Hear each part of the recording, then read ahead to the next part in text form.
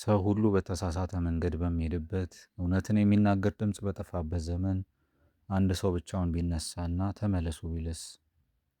ሐምሌ 4 ቅድስት ቤተ ክርስቲያናችን በትንቢት መጽሐፉ የጌታን ቀን አስፈሪነትና የምሕረቱን ብርሃን በግልጽ ያሳየን ከነቢያት አንዱ የሆነውን የቅዱስ ሶፎንያስ ነቢይን ዓመታዊ የዕረፍት በዓል ታስባለች። ዛሬ የምንሰማው ትረካ ይህ ታላቅ ነቢይ በዚህ አስቸጋሪ ዘመን በድፍረት እንዴት እንደተጋደለ፣ ስለ መጨረሻው ዘመን ምን እንደተናገረና የእግዚአብሔርን ፍቅር እንዴት እንደሰበከ የሚተርክ ድንቅ የሕይወት ትምህርት ነው። ቅዱስ ሶፎንያስ ነቢይ የነገሰበት ዘመን የክፋትና የጣዖት አምልኮ የተስፋፋበት ነበር። እርሱ ግን የንጉሱንና የካህናቱን ፊት ሳያይ የእግዚአብሔርን ቃል እንደ ሰይፍ ተጠቀመ። የጌታን ቀን ቀርቧል፣ ኑና ንስሐ ግቡ እያለ በከተማው አደባባዮች ሁሉ ጮኸ።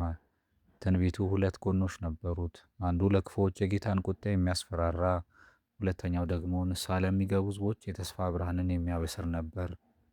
ሶፎንያስ የጌታን ቀን ብሎ የጠራው እግዚአብሔር በምድር ላይ የሚፈርድበትንና ቅዱሳኑን የሚጠብቅበትን ምስጢር ነበር። የእርሱ ድምፅ በብዙዎች ልብ ውስጥ የንስሐን ዘር ዘራ። ዛሬም እንደ ሶፎንያስ ዘመን በብዙ ግራ መጋባትና ፈተና ውስጥ ነን። ሶፎንያስ እንዳስተማረን የሰው ልጅ መዳኛ መንገድ ምድራዊ ጥቅማ ጥቅም ሳይሆን ወደ እግዚአብሔር ቤት መመለስና ንስሐ መግባት ብቻ ነው።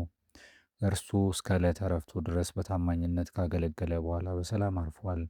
ሶፎንያስ ስሙም እንደሚያመለክተው የእግዚአብሔርን ምሕረትና ጥበቃ ለሕዝቡ የገለጠ ድንቅ ነቢይ ነበር። የቅዱስ ሶፎንያስ ነቢይ በረከትና አማላጅነት ከሁላችን ጋር ይሁን።